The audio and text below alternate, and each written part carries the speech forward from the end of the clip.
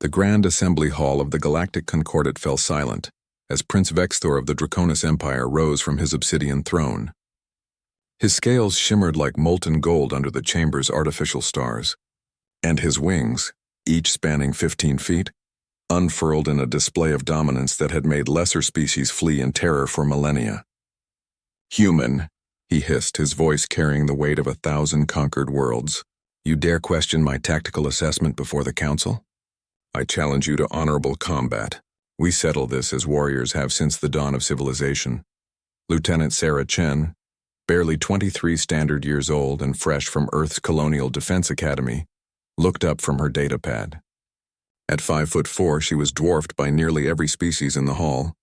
The Draconis called humans cubs as a term of derision. Small, weak, short-lived creatures who had only joined galactic society a mere century ago. She set down her datapad with deliberate care. "Do I even need to fight?" Sarah asked, her smirk visible even to those in the back rows. The assembly erupted in shocked whispers. The Draconis were the Concordat's premier warriors, their combat prowess legendary. Their princes trained from hatching in 17 different martial disciplines. They had never lost a duel in recorded history. Prince Vexthor's eyes blazed with fury. "You mock me?" "No, Your Highness," Sarah replied, her tone respectful but firm. "I'm asking a practical question. See, humans learned something important about 10,000 years ago. Back when we were still confined to one planet, we learned that the strongest warrior doesn't always win. The smartest one does." She walked to the center of the hall, her boots clicking against the crystalline floor. The prince descended to meet her, each of his steps a thunderous boom that rattled the chamber. "You wish to surrender, then?" Vexthor growled. "I wish to propose terms," Sarah said. "As the challenged party, that's my right under Concordat Law, Article 7, Section 3. The Council's arbitrator, a floating crystalline entity named Harmonix, chimed in agreement. "The human speaks truth. State your terms, Lieutenant." Sarah's smirk widened. "Simple. The prince chooses the type of combat, but I choose the environment and conditions." Vexthor laughed, the sound like grinding boulders. "Agreed, I choose aerial combat, talon to talon. I will shred you in seconds, cub." "Perfect," Sarah said. "Then I choose the combat zone to be Earth, specifically the planet's mesosphere at an altitude of 50 miles. Standard environmental suits only. No enhancements, no weapons beyond our natural bodies. We fight at dawn local time above the Pacific Ocean." The whispers grew louder. Several council members accessed their databases, confusion spreading across various alien faces and sensory organs. Vexthor's confidence didn't waver. "You think altitude will save you? I have flown through the corona of stars. I accept these terms." "Excellent," Sarah said. "I'll see you there in 48 hours. That should give you time to prepare." The morning of the duel, a dozen ships from different Concordat species hovered at a safe distance from the designated combat zone.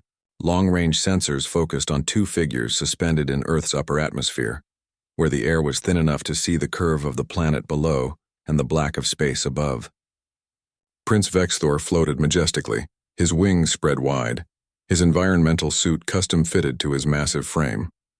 The rising sun caught his scales, making him appear as a golden god of war. 50 yards away, Lieutenant Sarah Chen hung motionless in her suit, a tiny figure against the vastness of sky and space. "Begin!" Harmonix's voice echoed through their communication devices. Vexthor roared and dove toward Sarah with speeds that would have broken sound barriers in thicker atmosphere. His talons extended, each one capable of piercing starship hull plating. Sarah didn't move. The prince closed the distance, 40 yards, 30, 20, and suddenly his powerful wings began to falter. The air was too thin. Each beat that would have launched him like a missile through normal atmosphere merely caused him to drift. His dive became a slow-motion glide, then a helpless float. He thrashed, trying to gain momentum, but physics was an unforgiving opponent. His species had evolved on a world with thick atmosphere. They had conquered worlds with similar conditions. But here at the edge of space, his greatest weapon, his ability to fly, was useless. Sarah, meanwhile, activated her suit's minimal thrusters. Designed by humans who had grown up dreaming of space, who had spent centuries learning to move in hostile environments, the suit carried her forward with precision. She didn't strike the prince. She didn't need to. She simply watched as he exhausted himself, his movements becoming more frantic, more desperate. After 10 minutes, he stopped struggling, hanging limply in his suit, gasping for air that his powerful lungs couldn't efficiently process in the thin atmosphere. "Do you yield, Your Highness?" Sarah asked calmly. The silence stretched for a long moment. Then, barely audible, "I yield." Back in the assembly hall, Prince Vexthor stood before the council, his head bowed, not in shame, but in contemplation. "I understand now," he said, his voice lacking its earlier arrogance.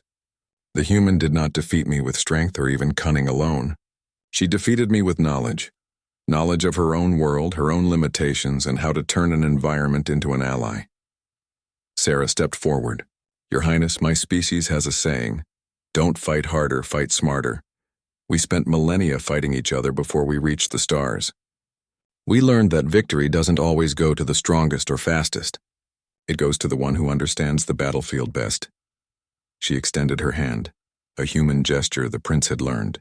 After a moment's hesitation, he took it in his massive talon, careful not to crush her fingers. "Perhaps," Vexthor said, a hint of respect in his voice, "there is much the Concordat can learn from humans. You may be cubs in our eyes, but you are cubs with very sharp teeth." Sarah's smirk returned. "Your Highness, on Earth we have another saying about underestimating cubs. Ask any mother bear and she'll tell you. The cub is often more dangerous than you think." The assembly erupted in approval, and for the first time in Concordat history, a human's tactical assessment was adopted without question. The Draconis Empire had learned a valuable lesson. Humanity's greatest weapon wasn't their technology or their numbers. It was their ability to turn any environment, any disadvantage, into their greatest advantage, and that made them the most dangerous species in the galaxy.